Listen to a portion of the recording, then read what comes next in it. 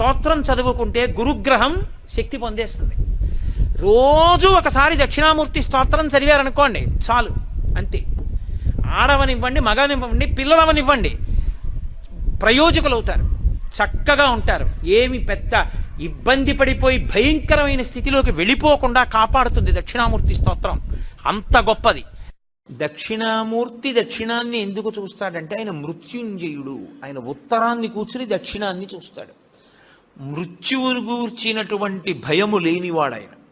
ఆయన పాదములు పట్టుకుంటే మృత్యుభీతి పోతుంది, భయం పోతుంది. అందుకే దక్షిణామూర్తి స్వరూపం అసలు సమస్త ఐశ్వర్యము దగ్గర నుండి, చదువుల దగ్గర నుండి, మోక్షము వరకు దక్షిణామూర్తి ఇవ్వలేనటువంటిది లోకమునందు లేనే లేదు.